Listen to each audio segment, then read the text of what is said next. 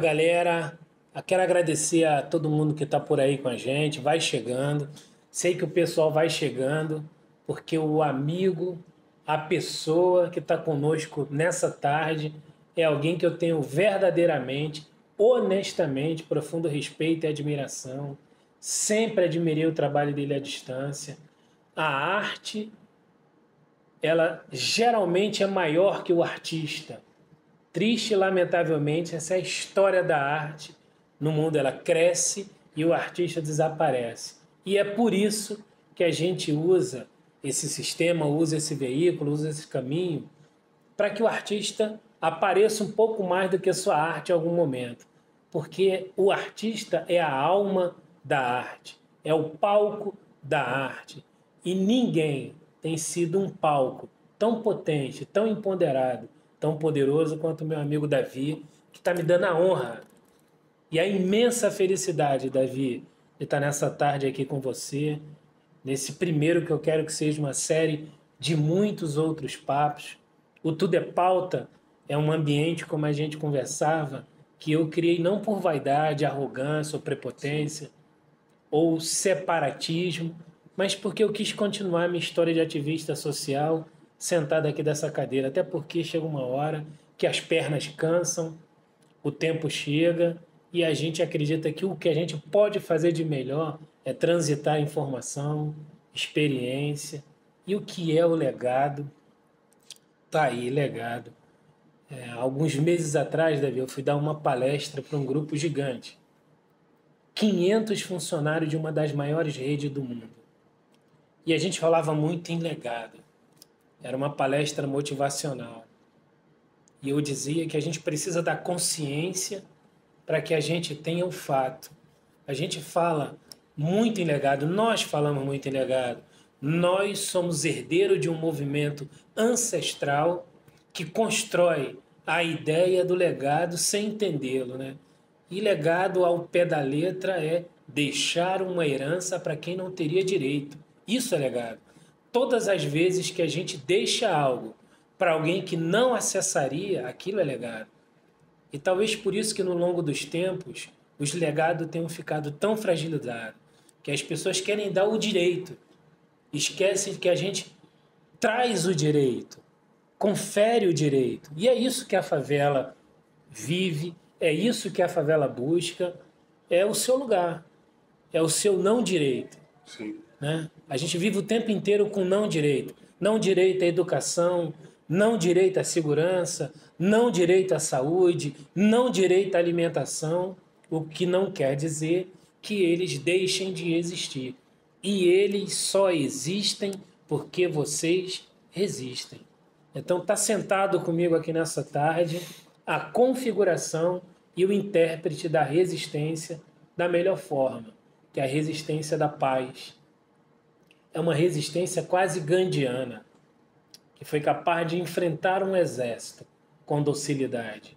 E é isso que a gente vê você e os seus pares, no longo de todos esses anos, enfrentar as intempéries que têm um território conflituoso com docilidade.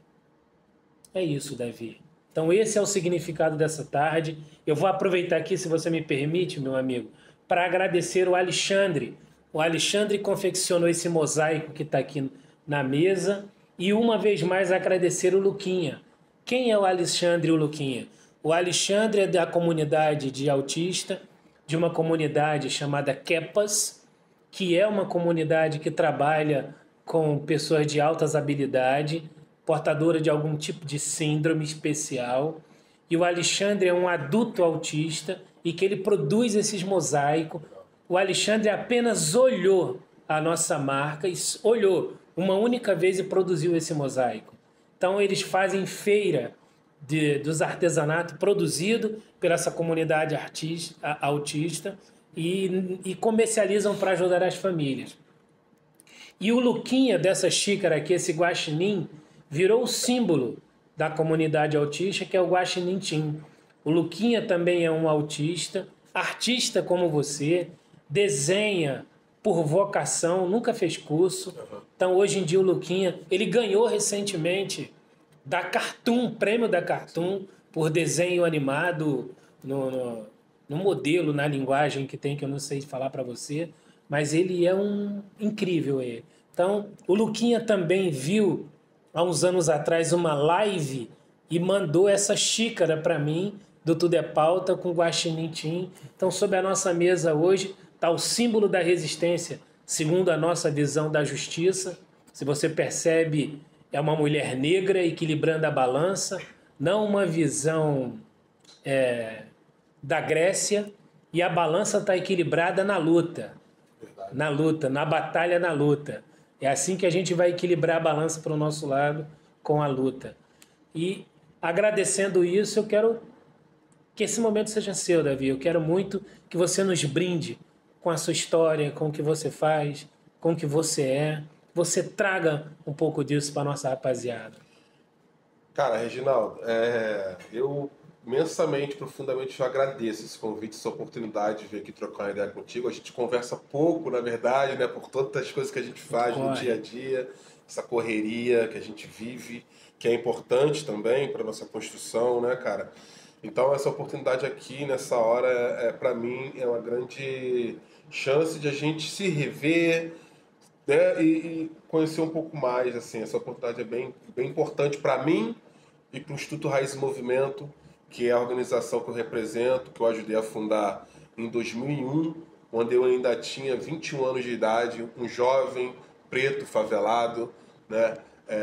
E como a gente sabe, a gente que nasce e cresce na favela, as expectativas, elas nos são ensinadas que as expectativas são mínimas. Eu lembro muito, e me emociona até quando eu lembro que meus pais insistiam, falavam que eu tinha que terminar o 2º grau, arrumar um emprego de carteira assinada para poder ser alguém na vida, né? E aquilo, de alguma maneira, era um conselho muito rico para a gente, né? Mas eu achava que ainda era pouco, sabe? Eu queria mais, eu sempre pensei em mais, eu sempre pensei em protagonizar alguma história, né? A gente que vem de família pobre, nordestina, a gente sofreu muito na favela. Que legal, você também é filho de um casal de retirante nordestino, então. Minha mãe é nordestina, meu pai é mineiro. E que legal, que mistura boa. Muito bom, né? De comida, então, hein? Inclusive, como né? era a culinária lá, então, hein? Eu era mais pro lado mineiro, né? Porque eu por exemplo, não gosto de coentro. Aí o nordestino... Aí quebra. Aí minha avó sempre... Enfim, eu gostava mais da comida mineira, aquele temperinho mineiro. Mas que também isso me ensina muito, né, cara? Minha família é minha base, assim. Minha mãe, meu pai, que Deus o tenha... Eles sempre foram a minha base, as minhas principais referências, né? E eu servi o exército, cara. Eu servi o exército. E quando eu dei baixo no exército, eu consegui um trabalho formal lá no SEASA, trabalhei no SEASA. E de alguma maneira aquilo me inquietava, cara. Aquilo me inquietava porque eu não queria ficar preso, sabe? Preso no sentido de estar ali, cumprindo aquele horário, trabalhando daquela forma, de forma até insalubre, sabe? Sendo desvalorizado. Então eu queria mais. Eu já tinha terminado meu 2º grau e meu pai falava que eu ia terminar meu 2º grau e ia arrumar um emprego. E jovem, então? Jovem, 20 anos, sabe? E eu falei, não é isso que eu entendia quando minha mãe falava, meu pai falava aquilo pra mim, né? E foi aí, cara, que quando eu pedi demissão desse trabalho, eu fui na favela, sentado num bar, eu me incomodava com muitas coisas na favela. Pô, isso em 2000, velho, olha como... Lembra como era o Complexo Alemão em 2000, né? Não era o de hoje. Não era o de hoje. Eu sempre falo isso, que o Complexo Alemão, lá no início do século, olha isso, ele não é o Complexo Alemão que é hoje. Midiático, não. Uma indústria que vem crescendo aí, enfim, depois a gente pode falar. Até uma certa hegemonia. Exatamente. Hoje, não era. A gente não tinha internet. Era muita violência. E violência nos diversos sentidos. Tinha uma rivalidade interna, Davi, que uma comunidade não frequentava a outra. Exatamente, cara. Exatamente, não frequentava. Isso era muito ruim pra gente que era jovem, né? A gente tinha que passar na Itararé no 312 e abaixar ali quando passava no Morro do Adeus. Imagina. Parente, cara. Sabe? Parente passava anos sem se ver. Sem se ver, sem se falar. E a gente ser humano, a gente tudo irmão, irmã, e a gente... O que acontece? E isso de alguma maneira me incomodava, né? Na favela, naquela favela lá de 2000, por exemplo, cara, o que me chamou a atenção, minha primeira minha primeira atenção foi eu ter que ir na associação de moradores buscar correspondência. Caramba. Juro pra você. Um direito básico. Aí eu falava, cara, por que minha correspondência não chega na minha casa? Olha isso, foi isso que me moveu, Reginaldo. Essa coisa simples, essa coisa que é básica. Isso... É lei, Davi. Lei. Lei federal. Sim. Todo cidadão no Brasil tem direito a ter sua correspondência. Em casa, isso está previsto, é lei. Pois é, hoje até chega mais. Hoje. É. Mas lá em 2000, não. E isso me incomodou, cara. Me incomodava o lixo, sabe? O saneamento básico que não existia. Eu cresci, minha primeira casa era embaixo da minha casa, não tinha, por exemplo, o banheiro da minha casa não tinha esgoto. Era o cano que ia pra vala direto. Eu tinha medo de ir ao banheiro quando era moleque, cara. Caramba. Porque eu entrava no banheiro e descia um rato no vaso sanitário. E não tinha essa coisa, né? Hoje o Alemanha é quase um território totalmente urbanizado. Falta muita coisa, mas não era aquele. Era outra história. Aí eu tô falando da década de 80. Tinha um valão que cortava o complexo inteiro, a grota. A grota inteira, da entrada da grota até a outra extremidade, tinha um valão que cortava ela toda. Exatamente. Então, esse tipo de coisa mexia muito comigo, mexeu muito com a minha infância, cara. Mexeu muito com o meu psicológico na minha infância mesmo, de verdade. Isso gerou várias consequências.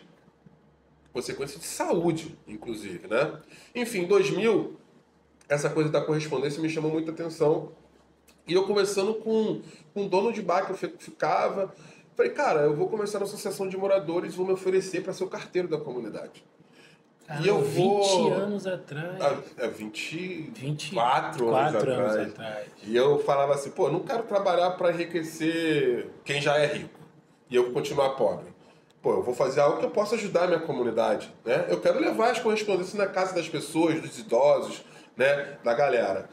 E eu falei, pô, eu vou conversar com o seu Zé, que era o presidente da associação, e vou ver o que ele acha de eu cobrar R$1 de cada casa. Empreendedor, já era empreendedor. Já pensava em alguma coisa nesse sentido. Nesse pensamento, eu conheci meu compadre, meu amigo, meu mentor, Alan Brum. Que é puta cara. Como é que tá o Alan? Cara, o Alan tá bem, graças a Deus. A gente tá bem, Raiz e Movimento tá lá com 23 anos e tal. E eu chamei, Alan, tu trabalha com projeto e tal, cara. Pô, tô com esse projeto aqui pro Alemão. O que tu acha? Aí ele falou, Davi, eu coordeno o Senafoco, que é o Centro Nacional de Formação Comunitária, lá no CIED. Vai lá, vai começar uma turma agora, participa do curso. Foi ele que me jogou. O Alan sempre teve um passo à frente, né? Sempre, cara. Esse cara... Não, isso é extraordinário, cara. Quando o camarada falou que podia trazer alguém aqui, eu pensei logo na hora que tinha que ser o Alan que tá aqui. Se ele tivesse agenda... Pois é. Eu fiquei com medo de pedir para você trazer ele, porque eu sei que ele tá super envolvido muitas coisas. Eu sei que ele tá tocando a questão do campus universitário, também, que é uma luta muito antiga dele. Esse momento, essa luta, eu posso falar um pouco daqui a pouco. Isso é um resultado de um trabalho muito importante que a gente está tocando no Alemão, Reginaldo. Mas só para falar essa minha introdução desse meio, né? Eu era pichador, foi aí que eu conheci o grafite, né? E aí, quando eu fui pro Senafoco, cara, eu me encontrei, brother. Eu me encontrei. Eu falei, é isso que eu quero fazer. Eu quero escrever projeto para o Complexo Alemão, para criar perspectivas de vida para aquela juventude que eram os meus amigos. A gente vivia no pé do morro tomando dura de polícia, correndo de polícia, entendeu? Então, eu fico errado, assim, porque eu tô com 43 anos hoje. Se não fosse isso, eu não sei se eu estaria aqui. Como muitos amigos meus não estão. Por falta de oportunidade. O poder público, o governo, ele entende isso. Isso é uma estratégia política para manter o jovem preto de favela ali. É isso. Né? Preso naquele gueto ali. Não, isso é uma manutenção para o Estado maior. Exatamente. Né? Para o Estado continuar maior. E aí, é isso que eu estava falando contigo no começo. Como o Alan fez isso comigo, eu me sinto obrigado de fazer isso com outros jovens. Desde aquela época. Então, a minha ideia era criar essas oportunidades, criar essas opções, sabe? Trazer perspectiva de vida a partir da própria potencialidade daquele jovem que mora na favela, que estava ali um pé do morro, tomando dura de polícia, sem saber nem porquê, simplesmente por ser favelado e preto. Né? Então isso me imobilizou. E fui para o Senafoco, como pichador ainda, né? E lá eu conheci o hip hop, lá eu conheci outras pessoas, outros jovens, outros projetos que me estimularam a mudar a minha ideia do correio comunitário para criar um projeto de arte e comunicação, que é o grafite, dentro do Complexo do Alemão. E foi aí que a gente criou a primeira turma de grafite do Complexo do Alemão, em 2001. Você já desenhava até aqui? Eu desenhava autodidata. Meu pai era autodidata e desenhava. Meu pai era um cara genial, assim. Falar do meu pai, para mim, é uma coisa emocionante, gratificante, porque meu pai tocava diversos instrumentos sem fazer curso. Meu pai desenhava, eu ficava olhando ele desenhar sem fazer curso. E isso passou para mim. Eu nunca fiz um curso de desenho.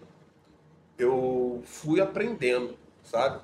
Como é na favela, né? A gente aprende muita coisa na raça. O curso de desenho era caro. Eu não conseguia pagar, meu pai não conseguia pagar. Então eu fui aprendendo, copiando lá a Turma da Mônica, etc e tal.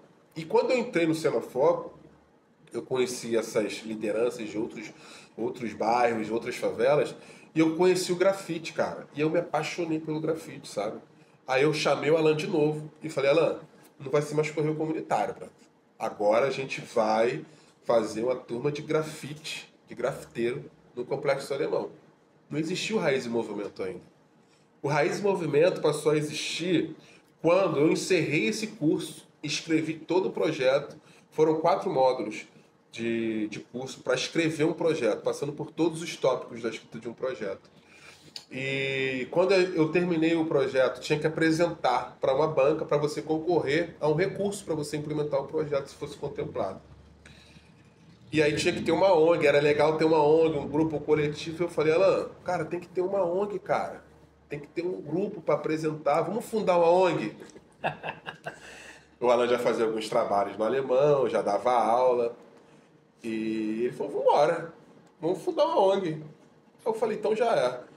E aí fundamos, reunimos parceiros, estudantes, universitários, pessoas de outros projetos, moradores, que queriam fazer alguma coisa, né, também pelo alemão. E aí foi legal, porque a gente começou a perceber que também tinha outras pessoas inquietas com certas violações que a favela estava vivendo. E a gente começou a mobilizar essa galera ali na Associação do Renato, cara, na Alvorada. Não, eu lembro.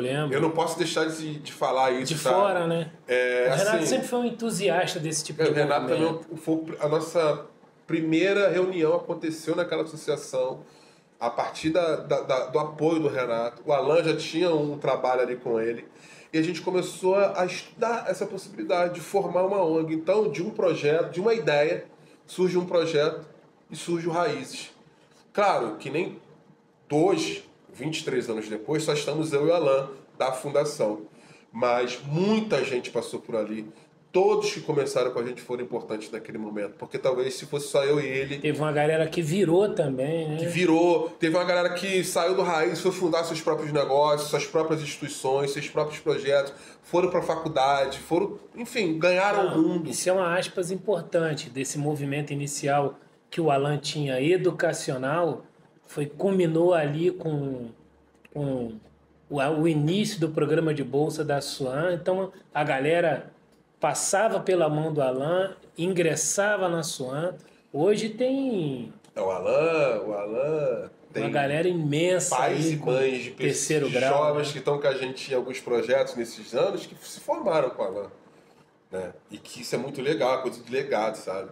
Então esse início, ele para mim é muito importante falar, porque eu não tinha perspectiva, velho. Eu não tinha uma expectativa diferente de ser um funcionário de alguma empresa e cumprir aquele horário, não menosprezando isso, não diminuindo isso jamais, mas eu queria mais do que isso. Eu me senti... meu pai, ele sempre foi da igreja católica, sabe?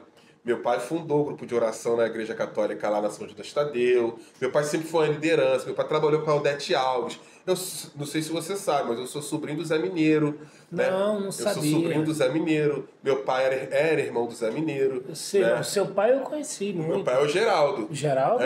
Então, eu já estava ali. Meu pai sempre foi uma liderança, mas não uma liderança nesse sentido social, Ele sabe? me chamou muito para dar pregação. É mesmo? Pois é, Quando cara. ele coordenava o grupo de oração, eu era da equipe de pregadores. Pô, então eu preguei muito seminário legal, com seu pai. Que legal, cara. Sabia disso não, né? Não, eu não sabia não. Não, preguei muito seminário com ele. Meu pai era esse cara. Então ele já tinha esse espírito, sabe? De conduzir processos. Eu acho que isso ficou no meu sangue, cara. E quando eu, em 2000, 2001, olha, rapaz, em 2000, 2001, quando eu entrei nesse circuito, eu tinha muito isso como referência, sacou?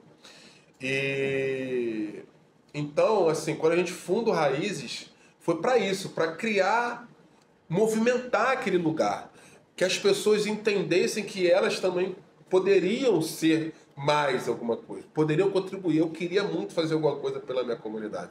Eu queria muito fazer alguma coisa pelos meus amigos, assim, sabe? Pelo futuro.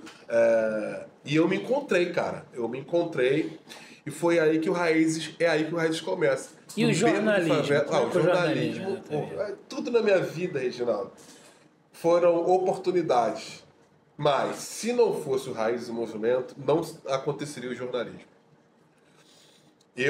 Quando eu fui do Sinafoco, o Alan era coordenador do Sinafoco e passou a ser coordenador do CIEDES, que é uma ONG, não sei se você conheceu o CIEDES, que ela está até hoje bem.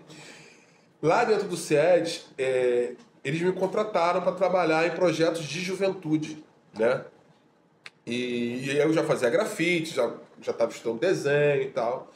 E tinha a Fernanda, eu gosto de dar nomes às pessoas que me ajudaram.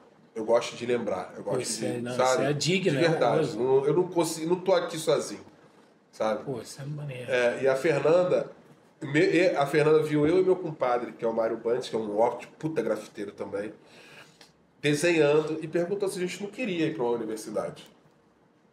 Eu não acreditava que eu um dia chegaria a fazer faculdade. Quando ela trouxe isso pra mim, pra gente, eu falei, cara, eu quero. Pô, eu quero fazer faculdade, lógico, porque aí já não é mais aquilo que eu ouvi ali atrás, que eu tenho que terminar o 2º grau e... Não, agora eu posso fazer uma faculdade, cara. Eu me empolguei a vera com isso. E eu não queria fazer jornalismo. Meu sonho era ser cientista social. Até que um amigo meu falou assim, cara, vai estudar outra coisa, porque isso não vai te dar dinheiro. Você vai dar aula na universidade, vai dar aula ali, isso vai te dar problema. Mas eu quero. Mas quando ela veio com a oportunidade de entrar na faixa, numa faculdade em Botafogo, que era muito cara, mas sendo bolsista integral, eu favelado, meu irmão, do Complexo do Alemão. Minha filha tinha... já era pai? Já, cara. Minha filha tinha 2 anos. Falei, é o meu futuro começando aqui. Eu vou abraçar essa ideia e vou ver o que vai dar. O jornalismo entra na minha vida assim, cara. Do nada, mas para tudo. Para tudo que eu sou hoje, eu devo a esse momento específico ali. Talvez se eu faltasse o trabalho naquele dia, eu não... Sabe? Cara, a coisa que chega pra gente... É o que eu falo com meus amigos, cara. Pra uma galera, eu falo, cara, a oportunidade apareceu, abraça. A faixa oportunizou uma galera, não foi, Dani? Muita gente, cara. Eu conheço muita gente que foi bolsista. Então, aí eu vou te falar. Eu e o Bandes começamos... Eu e o Bandes, talvez, fomos os primeiros do Complexo do Alemão a entrar como bolsista na faixa. No decorrer da nossa formação... O nosso trabalho com Raiz e Movimento, o nosso trabalho com grafite, com arte, comunicação na favela, nós, Raiz e Movimento, passamos a ser um parceiro da faixa. Hoje, inclusive, a gente está com essa parceria indicando, sugerindo pessoas ao vestibular social para que outras pessoas entrem como bolsista também. Então tem vários nomes aí que você conhece do Alemão que entrou nesse circuito com a gente também, pela faixa. Que maneiro. Então, assim, mas é tudo aquilo, Reginaldo. Eu não tô aqui romantizando nada, sabe? Mas é aquilo. Eu sou grato pelo que fizeram por mim. E eu me sinto na obrigação de fazer pelo outro também. O Sinafoco me ensinou muito isso, sabe? De assim, aprende aqui e leva pro teu território. aprende aqui e leva para aquela jovem, para aquele jovem. E, cara, o Raiz e Movimento, eu penso assim até hoje. Eu sou obrigado, cara. Eu não posso ser sozinho. É uma missão, né? É uma missão. É uma missão. Então, o mínimo, é o que eu te falei, eu chegar aqui, ver o camarada ali abrindo a porta pra mim, Eu participei lá do que fez aula Nós, comigo. quando eu tinha 16 anos. E tá aqui contigo deu hoje. certo, Olha né? isso, cara, sabe? É isso, sabe? Então, eu me sinto na obrigação, é uma missão mesmo, de replicar tudo que eu conheço até hoje para dentro do Complexo Alemão, principalmente, que é o meu território. Às vezes a gente passa por aí, Davi, e fica ouvindo alguns discursos da galera que investe. Isso é para investidor, a galera que é investidor em projeto de impacto social. Eu tenho ouvido muito, quase que com uma canção, um mantra, que a galera quer escala. É escala, tá preocupada com a escala. Não, eu vou apoiar se fizer por 1.000. Eu vou apoiar se fizer... Não, cara, é um.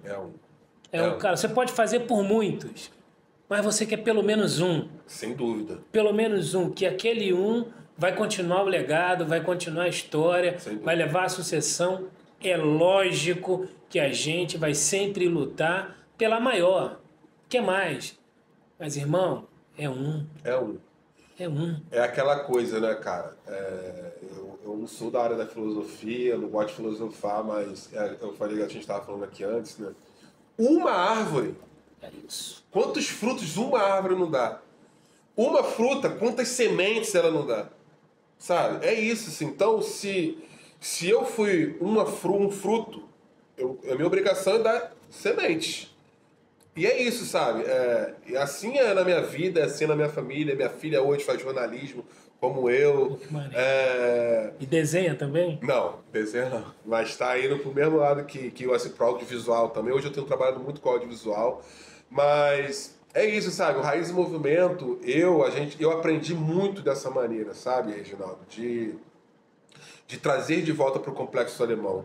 Né? De tudo que eu aprendo ali fora, eu trago de volta para o Complexo Alemão. Seja na área de formação, seja na área da discussão política, seja na área do social. Então, a nossa missão ali dentro do Complexo Alemão é essa. Trabalhar com as perspectivas de vida a partir das potencialidades humanas que tem ali dentro da favela. Né? Então, quando a gente faz um curso de grafite, quando a gente faz um curso de audiovisual, a gente está agora com um projeto muito grande de design gráfico, é para injetar na mente daquelas jovens, daqueles jovens, que eles podem também. Eles podem ser esse resultado, mas ao mesmo tempo ser o protagonista da sua própria história, sacou? Eu estava esses dias aí vendo 2 gigantes da comunicação batendo um papo. E, cara, eu até admiro muito o cara, eu vou preservar o nome aqui, porque eu só vou fazer uma crítica ao raciocínio numa pessoa, porque a pessoa é incrível. E ele disse, pô, cara, eu não gosto do Rio de Janeiro. Não gosto do Rio de Janeiro. E é carioca, né, cara? Não gosto do Rio de Janeiro.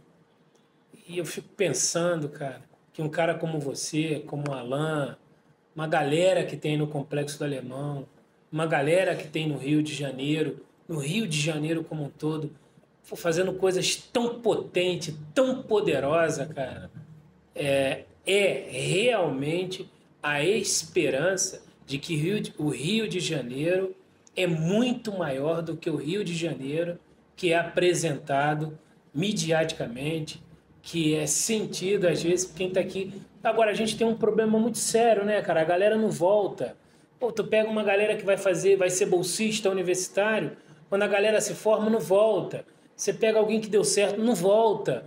Por isso, cara, que um movimento como o seu, Davi, que é o Raiz e Movimento, que é o seu próprio movimento solo, de dar aula, de ser professor, de seguir com grafite, pô, de seguir com as rodas de conversa, de seguir com a música, de ter todo esse envolvimento com e sem o Raízes, com outras entidades, é super importante, Davi, para o Rio de Janeiro, e o Rio de Janeiro está entrando numa curva muito interessante. A Bolsa de Valores voltou para o Rio, tá sabendo? Não. Então, olha, a Bolsa de Valores voltou para o Rio de Janeiro, a Câmara de Comércio do Rio de Janeiro está em pleno aquecimento, vai reaquecer e lançar um monte de coisa no ano que vem.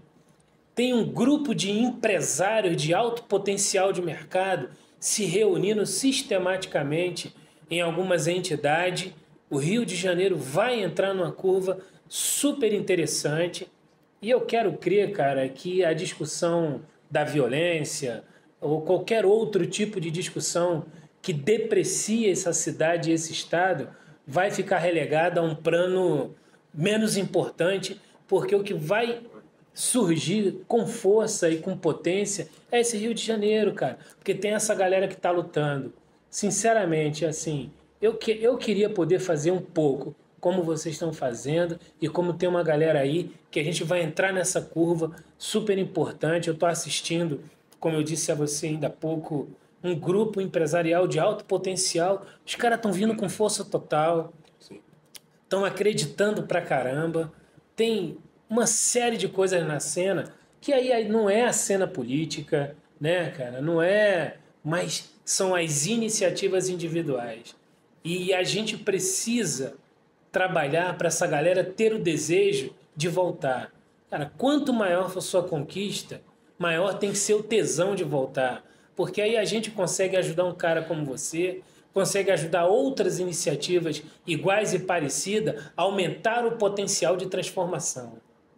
Essa coisa de voltar pra gente é fundamental, sabe?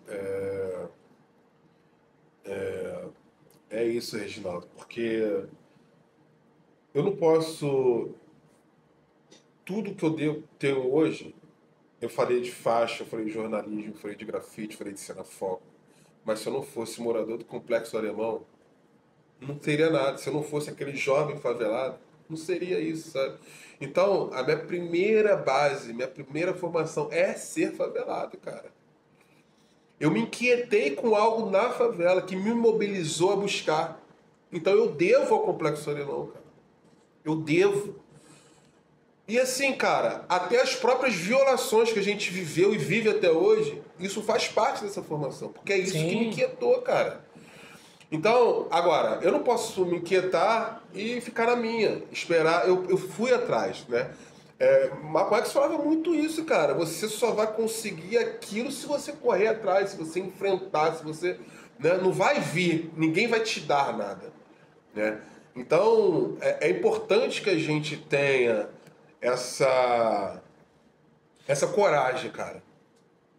A gente é corajoso. A gente é muito corajoso de acreditar nessa transformação, cara. Sim. Porque não é fácil. Não. Não é fácil. A gente tá... O Raiz do Movimento tem 23 anos, né? E a gente conseguiu muita coisa. Conseguimos muita coisa, mas tem muita coisa Vocês ainda listaram os atendimentos desse tempo todo? Tem um histórico legal? Então, a gente está trabalhando um pouco nisso agora, né? A gente nunca foi midiático, a gente nunca foi de ficar tirando foto com quem a gente sabe, mas a gente está trabalhando isso num outro contexto, né, cara? A gente, por exemplo, a gente Vocês já fizeram milhares de atendimentos. Pô, muita coisa, cara. Muita coisa. Muita coisa mesmo. Muita coisa. A gente hoje está montando um acervo, né? Não só um acervo de memórias e histórias do Complexo Alemão, que é importante, sabe? Quando eu falei de Odete Alves aqui, Porra. Zé Mineiro, né? Tem Marisa Nascimento, o próprio Reginaldo, né? Seu pai, Meu pai. tia Lúcia, Porra. sabe? Essas memórias, E que ainda tá na cena, né, Davi? sem dúvida. Tá na cena. Essas memórias precisam ser documentadas, expostas, apresentadas para esse Complexo Alemão que está nascendo, sabe? Os novos, os mais novos... Eu estou dando uma aula de audiovisual na Nave do Conhecimento e eu falei, a gente está apontando um documentário sobre isso, sabe? Eu perguntei para a galera se elas conheciam Odete Alves. Eles falaram que não. Não pode. Não pode. Pode. Ainda mais uma mulher preta A primeira presidente da Associação de Moradores da Droga, primeira e única do mulher, Complexo Alemão. sabe? Então, assim, não pode. E quando eu falo isso, quando a gente se mobiliza para registrar essas memórias, documentar essas memórias, a gente esbarra na nossa própria história, né?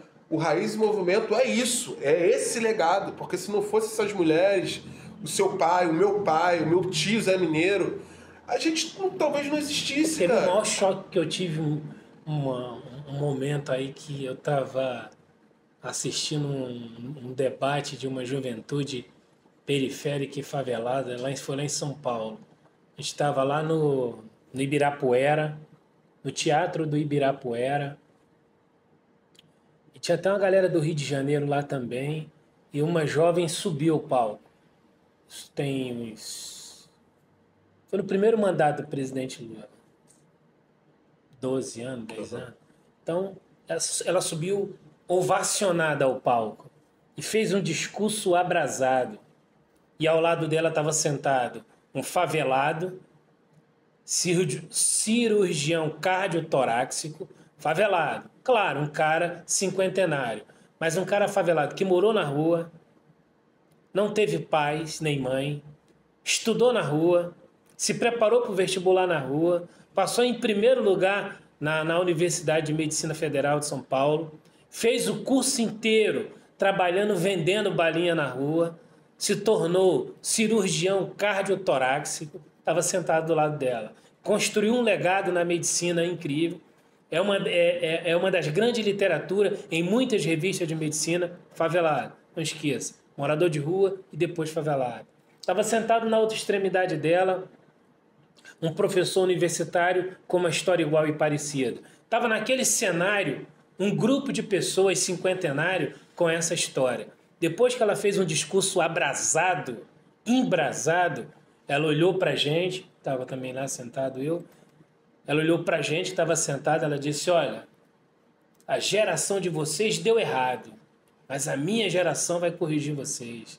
Pô, naquela hora eu fui tomado por uma tristeza tão grande, eu falei, cara, uma jovem incrível, promissora, tá vindo aí, fez um projeto no Vale do Silício, e bombada e tal, e com grana até para investir em outros projetos.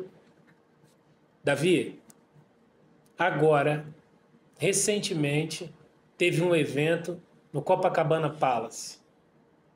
E eu estava no mesmo evento. E ela também. E ela, 12 anos depois, ela estava.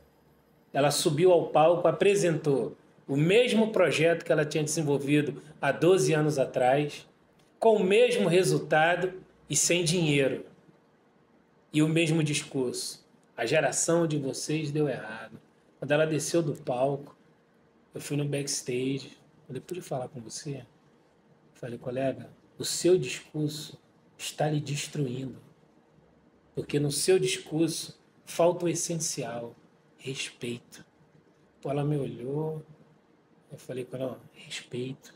Naquele dia, tal dia assim em São Paulo, que você disse que a nossa geração errou e que você ia corrigir, eu realmente fiquei profundamente triste. Mas como no ativismo a gente realmente acredita em potências em pessoas, eu fiquei crendo que com a sua história do Vale do Silício e tudo mais, nesta época você teria revolucionado o Brasil, estaria contribuindo para o mundo. 12 anos depois, você solicitou investimento para um projeto de 12 anos atrás que estava monetizado, inclusive você estava fazendo tomada de análise para investir em outras iniciativas. Hoje você não tem mais aquele dinheiro, o seu projeto está obsoleto e você está com o mesmo discurso. Sabe por quê? Falta respeito. Respeito. Respeito, Davi, desse universo que não cabe o chamado etarismo ou idadismo. Respeito quem ainda está na cena trabalhando, como você, como Lúcia, como Alan, como Renato, como a Marisa, que eu vi que vai receber uma homenagem, como uma galera que está aí, como a galera do Papo Reto, o Renê, o Raul, como uma galera que está na outra ponta da cidade, está na outra cidade, está em muitos lugares do mundo. Respeito, irmão. Respeito, porque o ativismo social, hoje, empreendedorismo de impacto social, não tem idade não, porra. Não tem idade não, tem luta, Exatamente. Tem propósito. Não tem não. O punho que se cerrou durante uma Olimpíada em protesto, sim, é o punho que estava cerrado antes e permanece agora e estará para sempre. O discurso de um homem que dizia I have a dream, eu tenho um sonho, qual era o sonho? que todos nós fôssemos respeitados Não. pela nossa... Aquele sonho ainda não virou uma realidade, porque ainda ele é passivo de luta. Aquela luta de Mahatma Gandhi ainda não é uma realidade, porque ainda tem muita luta. Os 25 anos de prisão de Mandela ainda não deram o efeito que tinha que dar, porque ainda tem muita luta. Eu tenho Mandela tatuado aqui, ó. Pra não esquecer exatamente isso. Eu tenho o Malcolm X também, pra não esquecer isso, sabe? Então, a luta dos caras, Essas irmão. lutas, sabe? Essas lutas que nos trazem aqui, que nos mobilizam, que nos formam, né? Então, falar de Mandela e falar de Odete, pra mim não tem tanta diferença, sabe? Lógico. Porque cada um no seu espaço, cada um no seu tempo, mas lutando pelo território. Então, eu respeito muito essa história. É isso. De A todos gente, e todas. a gente olhar esse ambiente, cara, e acreditar, Davi, que esse é um ambiente que não se conta temporalmente e que não se deixa esvair o respeito histórico. Porque você falou uma coisa aqui sensacional. Fala, cara, eu não sentei aqui sozinho. Isso é sensacional. Eu não sentei aqui sozinho. Porque, cara, você trazer essa gratidão consigo, essa consciência consigo, pô, cara, isso não tem preço. É isso que vai construir a mudança. Eu e você e muitos, iguais e parecidos a nós, a gente espera o dia que o discurso de união vai ser a prática de união da favela. E eu acho que é a única saída, cara. Se a gente Continua quer realmente sendo. transformar... Eu falava muito em mudança, sabe? Ah, eu quero mudar a realidade. Aí teve um cara também que falou pra mim assim, cara, mudar, você muda essa garrafa de lugar. Mas quando você abre ela, bota o líquido, você está transformando essa água, essa garrafa. Então a transformação é muito maior que a mudança. É nesse sentido que a gente caminha, de transformar mesmo. Transformar realidades, transformar vidas, transformar expectativas, sabe? Então, é isso, a gente tem que ter o alvo. Meu alvo é essa transformação. E mesmo que eu não esteja aqui amanhã, ou daqui a 50 anos, 60 anos, a gente vai continuar lutando para que essa transformação seja real de alguma maneira. Então, mas isso é uma parada legal, cara, que é muito a prática do Raiz. Veja como você consegue trazer a Odete para uma cena atual, é essa manutenção nessa consciência e nessa memória. Porque amanhã, cara, a galera precisa lembrar do Davi, Isso aí. precisa lembrar do Alan, precisa lembrar da galera do Raiz, precisa lembrar do Raízes. Cara, porque isso é o legado vivo, Isso aí. é o legado em execução, Isso. é o legado acontecendo, não é para amanhã. É a história viva, É né? a história viva, A história cara. viva. Senão você não sabe para onde vai, você é Alice no País das Maravilhas. Quer ir para onde? Exatamente. Para qualquer lugar. Então, qualquer lugar. E o nosso papel é esse, cara. Nosso dever é esse, sabe? A gente tem que trazer... E não, assim, essas pessoas, elas construíram esse território, né? O alemão, ele só tem água potável, saneamento. A vala da grota que a gente falou aqui há pouco, aquilo acabou por uma conquista dessas mulheres, da Odete Alves que estava ali, né, lutando, pentelhando prefeitura, sabe, uma mulher, cara. Imagina na década de 80, se as mulheres sofrem hoje, né, como sofrem ainda, com a tecnologia avançada, internet. Imagina na década de 80 uma mulher preta da favela, nordestina, brigar com um monte de homem. O prefeito, o governador, sabe? sair no Olha pra pau, minha né? favela, sabe? Imagina isso, cara. Então, como eu, que comecei meu trabalho ali em 2001, pô. Não, e vindo de uma história, vale a pena ressaltar que a Odete assume a associação de morador numa história onde o presidente anterior tinha sido assassinado. Exatamente, ela fala isso pra gente. Pô, e ela Exatamente. bancou aquilo, cara. Bancou. Mulher bancou uma história de perseguição, Sim. de uma diretoria assassinada. Exatamente. Pô, e ela assumiu a comunidade, esteve à frente numa das épocas mais agudas.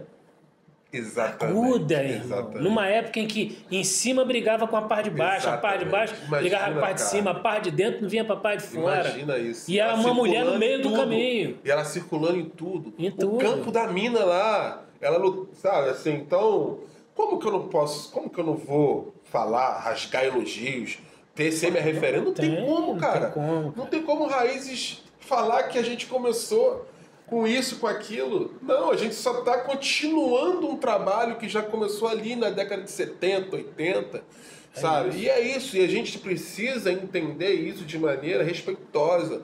E a gente precisa entender isso de maneira inspiradora, sabe? Eu não vou jamais apagar a história dessas mulheres de ninguém.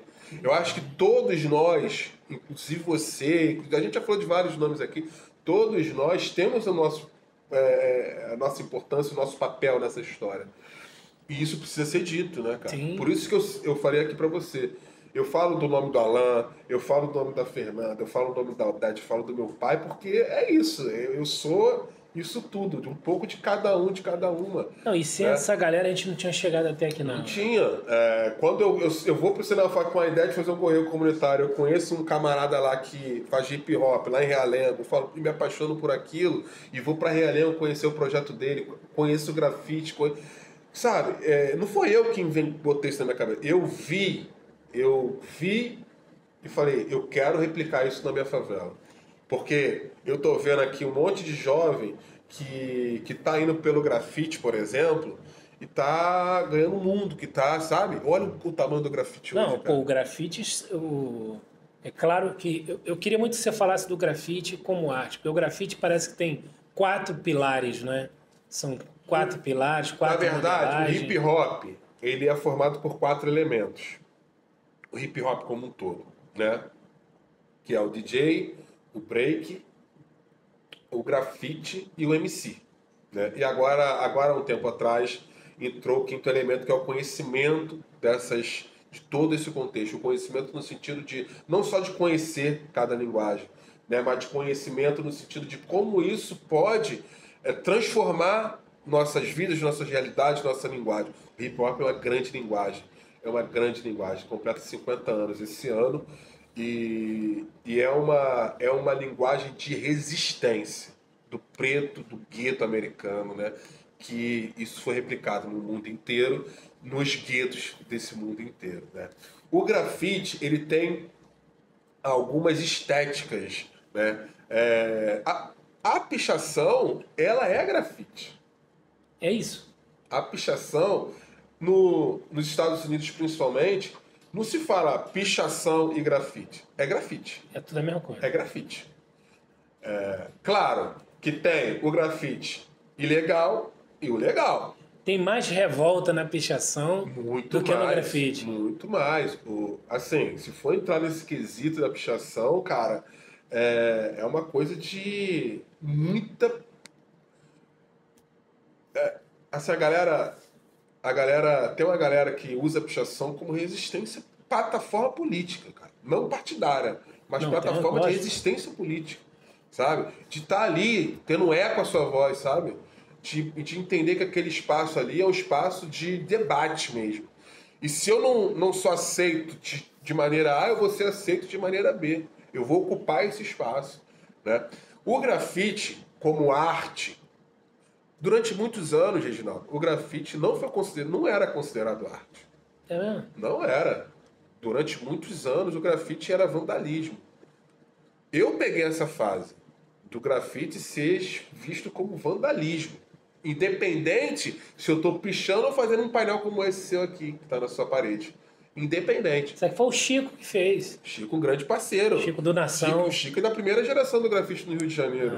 Né? Então, assim, esse grafite, muitos anos... Hoje ele tem um painel aqui de fundo do podcast e tal. Mas ele muitos anos foi enxergado criminalizado. Né? Criminalizado. Hoje não. Hoje você faz um grafite na rua, passa por isso e acha bonito. Falar nisso, a pichação tem uma lei 65 de 2018, né? Não, de 98. Lei 65 de 98 que criminaliza o grafite no Brasil. Não é isso? Exatamente. Eu achei isso uma pegada meio dura, não? Eu acho que a gente precisa entender, cara, o que é vandalismo no Brasil, né? É a pichação ou é a fome? É a pichação ou a polícia quando entra numa favela e viola o direito do favelado? A gente precisa entender o que é Sim. vandalismo. Qual é a maior violência? Qual é a maior violência, agressão? né? Eu ainda vou mais, assim. Eu até vou no sentido de... Nem nesse sentido, não. Eu vou no sentido de enxergar o que é violação mesmo, sabe? A gente está sendo morto, né? A gente está sendo assassinado de diversas formas. Sim. Não é só pela bala, não. É pela caneta também, né? E a caneta que vem de cima. A bala revela. Exatamente. Né? Então, é preto matando preto ainda. Eu ocupo uma cadeira de conselho, estou conselheiro consultivo do Humanitas.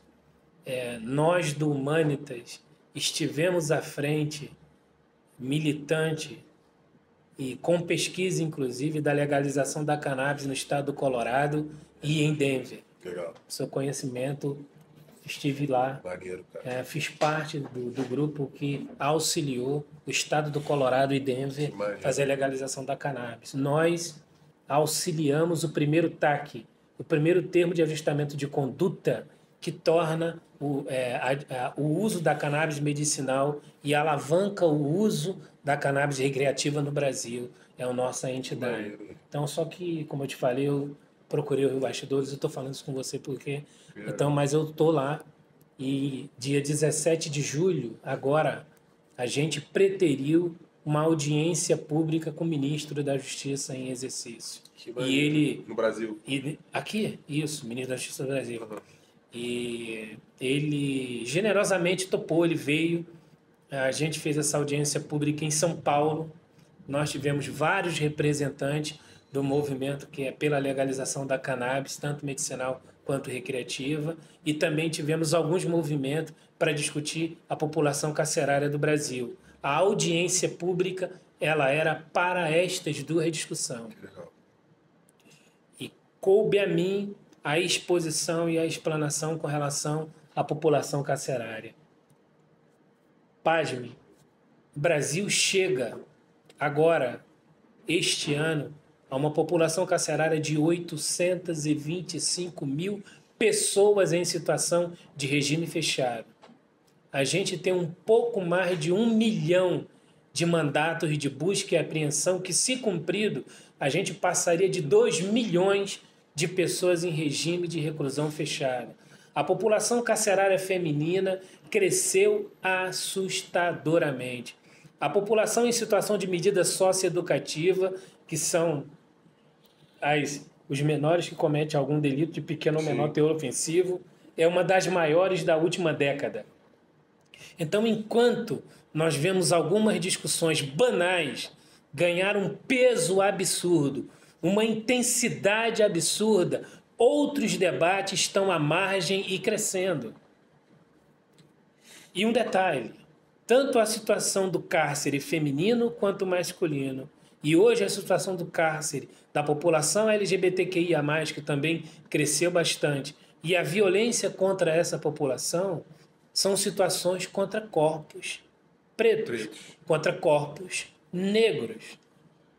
Percentualmente, você não vai encontrar um número menor contra outros corpos que não sejam esses corpos. Então, a nossa discussão com o ministro era vistas a isso. Era uma discussão com relação a isso. Claro que teve uma evolutiva nos últimos meses que leva a gente a crer que a gente vai ter um desfecho em algum momento, pelo menos no meio termo de compreensão. Sim. No entanto, isso não vai diminuir essa população. Isso não vai resolver o que está acontecendo com essa população. Isso não vai diminuir o número de morte por bala errada, que não é bala perdida, achou o corpo errado, sim, por bala errada em favela e que cada vez vitima etariamente menor. Crianças morrem muito mais dessas balas colocadas em corpos errados. Então, cara, esse debate e essa discussão não pode ser relegada a segundo plano, né? A gente não pode não ter uma união nos coletivos de discussão para levar um debate desse à frente. Isso não pode, é o que eu digo sempre quando eu me reúno com o conselho, falo, galera, olha, o Humanitas chegou num patamar bacana, conseguiu êxito bacana, mas a gente precisa coletivar isso, e é um desejo até da Fundação coletivar isso muito mais, trazer muito mais discussões para perto, porque isso é um dos motores propulsor que vitima a favela. E a gente sabe que isso foi construído para isso, né, Reginaldo? Assim, a política pública, quando falta, ela cria consequências, né, cara? A gente sabe que a gente que é morador cria de favela, se a gente demora, a gente cai na armadilha do sistema. E a armadilha do sistema é essa, sabe? Assim, ele te conduz para esse caminho, né? Ele te conduz para esse caminho de propósito. Haja vista a nossa escola pública, cara, sabe? Então, quando a nossa escola, o nosso sistema de saúde público, né, viva o SUS, mais dignidade. Mais dignidade. Né? Ele precisa. Então, quando a tiazinha precisa do SUS, que está lá, né, que o SUS cresça, que o SUS ganhe. A gente estava falando até um pouco lá, eu vou até voltar ali um pouco atrás, o que me incomoda assim, quando você fala assim, a gente tem que retornar, etc. Por exemplo, me incomoda muito o cara que faz medicina na universidade pública e vai trabalhar num hospital particular. Né? Se todo mundo que se forma numa universidade pública em medicina fosse para o hospital público, imagina como a gente não estaria menos ruim. Menos ruim, né? A escola pública, cara, ela é construída para danificar o ser humano. Total. É precário. É necessário que a gente incite uma discussão sobre isso séria. Uma discussão séria. Olha, é preciso coragem, é preciso vontade política. Porque só assim a coisa vai ter algum caminho menos ruim do que a gente está tendo. Olha, na instauração da República, e aí você sabe bem, e a galera que está aí também conhece bem, mas nunca é demais fazer uma lembrança, na instituição da República no Brasil, houveram um consórcio de mais de 60 leis que, na verdade, foi um consórcio do apartheid. Sim. E dentro desse consórcio, um deles era que o pobre não teria acesso à escola. E essa lei, que era uma lei da República Nova, e era uma lei vigente, ela perdurou por 101 anos.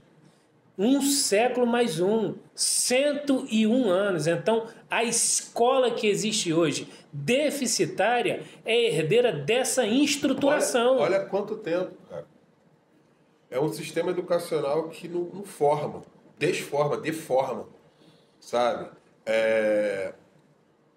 Tem aqueles e aquelas que tem uma estrutura familiar que ajuda. Eu sou oriundo de escola pública. Mas até isso mudou hoje. Eu lembro muito bem quando falava que o Padre Manuel e o João Barbalho eram os melhores colégios da região. Eu estudei no Padre Manuel há 9 anos. Mas hoje, e já tinha seus problemas, mas hoje ainda é muito maior os problemas da escola pública. E isso é uma política. Isso é política, isso é pensado, isso é estratégico para ferrar a gente que é preto da favela. Então, assim, a gente é necessário que a gente lute por isso. E lá no Alemão, quando a gente, em 2000 a gente está há 23 anos pensando nessa construção, sabe? Há 23 anos. Mas em 2021, a gente tomou uma postura que é trabalhar, construir junto políticas públicas para o território. É aí que vem a questão da universidade, é aí que vem outras questões que a gente está super envolvido já no Alemão, questão até de urbanização, quando a gente pensa o plano de ação popular do Complexo Alemão.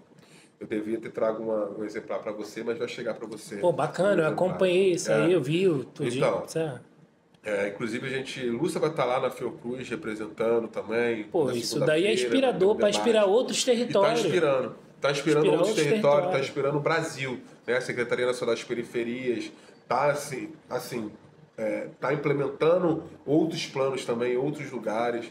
Né? Então, a gente favelado mesmo, a gente que é da favela, que nasce e cresce na favela, cara, ninguém vai fazer por nós. Haja vista a pandemia. 2020, quando veio coronavírus, se não fosse nós, você ajudou pra caramba. Fez várias pontes, né? Cesta básica, material de limpeza. Você foi o cara que estava ali na linha de frente. Uma luta aí, né? Essa luta. E se não fôssemos nós, a favela teria muito mais resultados negativos do que teve. Sim. Sabe? Fomos nós, favelados, não teve poder público trabalhando pela favela, cara. Não teve. Se já era curto, nessa época sumiu. Exatamente. Né? Teve a sociedade civil e parceiros, algumas empresas que olharam para esse território e falaram, a gente precisa fazer alguma coisa. E se não fosse o próprio favelado, ou seja, é o favelado que vai mudar a sua própria história, cara. Não houve lockdown na favela. Não houve lockdown. Como? Porra, se as empresas de ônibus, o cara tem que descer para dirigir o ônibus. O cara tem que descer para abrir o portão da senhora lá no condomínio. O mototáxi, o motoboy, que foi fundamental nessa operação. A padaria não fechou uma vez, cara, um dia. Então, como vai ter lockdown na favela? Como que a gente vai falar fica em casa para o favelado? Eu, graças a Deus, uns e outros tiveram essa condição, né? Mas a maioria não. E quem tinha condição de ficar em casa, no nosso caso, lá da sociedade civil, da galera do Juntos pelo Complexo do Alemão, se uniu para correr atrás para aquele que não podia ficar em casa. Sim. Que não sabe, como é que a gente fala que tem que lavar a mão se não tem água, brother? Sabe? Como é que a gente fala que tem que usar máscara se a máscara encareceu? Né? Até isso a gente passou. Então, eu acredito nesse nós por nós dessa maneira, sabe? De assim, a transformação da favela, a transformação favelada, ela só vai acontecer por meio das nossas próprias forças. E o plano de ação popular do Complexo Alemão é exatamente isso. É entender que nós entendemos das nossas políticas. Nós entendemos as nossas demandas na realidade. Eu lembro, Reginaldo, eu não sei o que você pensa sobre isso, mas eu lembro que em 2008, quando começou a história do PAC, né, no Complexo Alemão, teleférico, etc., cara, o Raiz Movimento foi uma das organizações que foi muito contra não contra o PAC, mas contra a prioridade que o PAC trazia para dentro da favela. Porque a prioridade não era o teleférico. Você sabe disso. Sim, nunca foi. As demandas que a gente tinha não era o teleférico. Nunca foi o teleférico. Mas também não tinha essa organização para debater hoje, né? Hoje não seria feito daquela maneira. Será? Eu acho que não. Rapaz, vou te contar. Eu quero acreditar que não. Vou te contar uma novidade. Na primeira reunião com o governo federal, tinha um grupo lá de líder comunitário. E eu fui convidado nessa reunião. Você acredita que o responsável do governo federal chamou um representante da comunidade e pediu para mim não ir mais na reunião? Sério? É sério. Isso eu posso dar depoimento. Caraca. Chamou e falou, não traz mais esse cara não. Esse cara não, porque esse cara vai insuflar a galera e a gente não vai chegar lá.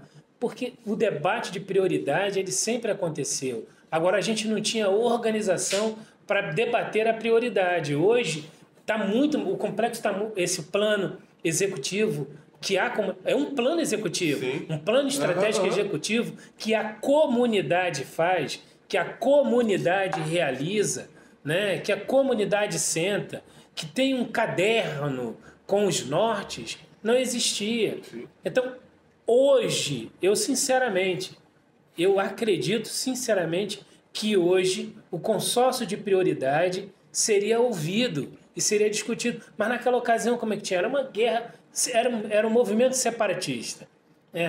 O que a galera precisava entender é que numa discussão dessa magnitude, o não querer não existe.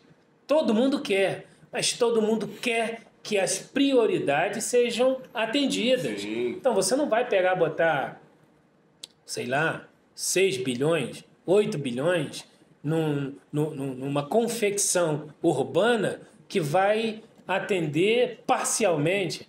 Mas você pode redirecionar isso, e se essa confecção urbana, essa engenharia, essa arquitetura for de verdade um desejo da coisa pública, que ela faça no outro momento, ou faça junto com as prioridades, ou que tenha um modelo de negociação. Então, quando vocês criam um plano diretor do Complexo do Alemão, por pessoas extremamente inteligentes, como são vocês, todos e todas vocês, quando vocês decidem se unir e elaboram isso, o poder público se obriga a ouvir. O poder público se obriga a atender, até porque o lugar do poder público nesse momento é realmente atender, porque a coisa pública é serva, não para se servir. Então, às vezes, até essa maturidade de se organizar, Davi, ela é interessante. A falha lá de trás, O erro lá de trás, a ausência lá de trás, promoveu toda essa inteligência emocional, inteligência estratégica, né? Inteligência em compreensão, que você pode divergir opinião, o que você não pode é divergir quanto território. Eu posso não curtir a vocação do outro, a fala do outro, mas quando é o território a gente não se separa. Eu vou te dizer, nós vamos se aproximando do final e eu vou passar para você encerrar, porque a galera da produção está falando muito sinal. Então, olha, a gente teve um grande exemplo. Eu fiz um trabalho com a comunidade Sol Nascente de Brasília, que é considerada uma das maiores favelas da América Latina e que não é a Rocinha. Então, tem uma coisa que eu percebi lá, que existem muitas divergências de opinião e de liderança, mas que as lideranças, nenhuma delas, por nenhuma dimensão que seja a dimensão, permite que eles divirjam com relação ao bem coletivo. Toda vez que é um bem coletivo, a galera serra. Então, eu tive lá algumas vezes e assisti isso é uma conduta cultural. É interessante. E eu vejo isso acontecer quando o Raiz, junto com outros movimentos, lidera um plano diretor executivo para o Complexo do Alemão, discutindo as prioridades, e uma delas é o Campo Universitário Federal, que vocês ganharam e com maestria, e já ele vai ser uma realidade para suprir o Brasil e o mundo, porque a favela produz intelecto. Né? Então, ver esse momento de amadurecimento diz para mim que hoje, aquele momento de 2008 teria oferecido a leitura das prioridades com segurança. Eu acho que foi um momento, sabe, Reginaldo? Eu acho que hoje, eu concordo com você nessa parte, de que hoje, pelo momento atual, né, eu acho que esse avanço, inclusive da tecnologia, sabe, esse avanço das lideranças comunitárias dentro do Complexo Alemão, o amadurecimento dessas lideranças comunitárias no Complexo Alemão, hoje talvez a realidade fosse diferente. Né? Porque aquele momento em 2008 a gente estava muito numa outra perspectiva, né, cara? O PAC, como eu te disse, o problema não foi o PAC, porque, de verdade, eu trabalhei no trabalho social do PAC aqui na Rua Paranhos, no Canteiro Social, e quando eu vi o projeto, cara, eu falei, velho, isso aqui vai transformar o Complexo Alemão em tudo que a gente sempre pensou de positivo. O teleférico era só um ponto, porque era muito recurso para uma coisa só. Né? Então, aquele recurso, a gente percebia que, cara, esse recurso a gente pode transformar as vidas dessas moradoras pra caramba. Aqui, né? E me entristece muito olhar pro teleférico e ver o teleférico parado desde 2016, cara, quase 10 anos. Não tem uma discussão de que vai funcionar? Bom, vamos ver, vamos esperar isso. Não tenho nem pessimismo, nem otimismo. Enfim, agora que já está pronto, ele devia estar funcionando. Lógico. Eu penso assim, né? Já foi construído, tem que funcionar. Agora, eu concordo que assim, hoje o momento é outro, o momento político é outro, né? 2024, a gente tem uma nova perspectiva. O Brasil viveu uma recessão muito grande, né? Há um tempo atrás, um tempo recente atrás, né? Que ensinou os atuais governos, os atuais políticos hoje, que estão no poder hoje, ensinou aqui agora tem que ser diferente do que foi há 12, 16 anos atrás, né? Então essa política ela mudou também. Então o momento hoje com certeza talvez fosse diferente, realmente, né? A gente talvez fosse mais ouvido, né? A gente talvez fosse mais respeitado, né? Porque naquela época a nossa opinião não foi respeitada, né? As nossas demandas eram outras. E o plano de ação popular do Complexo do Alemão, ele é justamente nessa pegada, nesse sentido, de mudança, de quer vir trabalhar no Alemão? Vamos sentar junto. Vamos sentar que a gente tem um plano aqui, ó. A gente tem as nossas ideias sistematizadas, documentadas, construída a partir da oitiva dos moradores, dos comerciantes, das lideranças sociais, né? Das pessoas que realmente estão interessadas numa transformação social dentro do Complexo Alemão, né? E que perpassa por 11 temáticas específicas, né? Desde educação à mobilidade dentro da favela. Tudo que é de direito está ali, construído por nós. Claro, tem tudo? Não tem tudo. Não tem tudo, porque é muita coisa. Mas tem bastante coisa ali que se qualquer prefeito, vereador, deputado, qualquer parlamentar quiser trabalhar com interesse político na mudança da favela, sentar com a gente com aquele plano, vai acontecer. A universidade ela foi... A universidade, o IFRJ, é um recurso que já tem mais de 10 anos aprovado. Mais de 10 anos. No primeiro governo do Lula, isso já tinha sido negociado e aprovado. Só que o prefeito da época, que é o mesmo prefeito hoje, não tem vontade política para poder executar, porque a gente sabe que precisa de ter a doação de um terreno da prefeitura para poder o Ministério da Educação implementar o projeto. Um exemplo que você falou é esse. Esse ano passado, aconteceu. Sabe? O interesse político aconteceu. Por quê? Porque o prefeito aprendeu como não fazer e como fazer. Então, aconteceu. Fomos ouvidos, o Ministério da Educação foi acionado, assinou a prefeitura doou o terreno. Falta agora também começar, de fato, porque ainda não começou. Mas eu acredito muito que até ano que vem, se Deus quiser, esse projeto vai sair do papel e o Complexo Alemão vai ter um IFRJ. E assim, meu filho, meu neto, os moleques aí vão ter uma universidade aqui, pertinho da gente. E a gente vai ter um grande corredor educacional, formando novas pessoas. E, enfim, quem ganha é a favela, quem ganha é o morador e a moradora. E isso, cara, não tem preço. Não tem preço. Isso não tem preço. Então, meu irmão, aproveita esse momento. Diz aí como é que a galera acha o Davi, como é que a galera acessa o Raiz em Movimento. Então, o Raiz em Movimento, a gente tem um perfil no Instagram, né, que é @Raiz em Movimento. A gente tem um site também que é www.raizmovimento.org.br. Acessem lá, sigam muita gente. Eu estou no Instagram também, @davi.amei81. Tem meus trabalhos de comunicação, audiovisual, grafite, colagem digital. Eu trabalho muito com comunicação e arte visual, né? Então, quem quiser seguir lá, dá uma força, é sempre bom. Contratar também para trabalho, quiser fazer parceria com a nossa organização social no Complexo Alemão, vai ser sempre nessa pegada da parceria, sempre nessa pegada de olhar para dentro do território, das potencialidades que tem o próprio território e a transformação vir a partir daí. Então, eu agradeço mais uma vez aqui a oportunidade que o Reginaldo deu de conversar. Então, acima de tudo, essa conversa é muito boa, essa proximidade com o Reginaldo é sempre muito bom, né? Espero que a gente tenha outras oportunidades essa e a oportunidade de construir coisas juntos, tá? De verdade mesmo, Reginaldo. Você é um cara que é referência. Você é um cara que é parte dessa referência. Vamos junto. Cara, tá?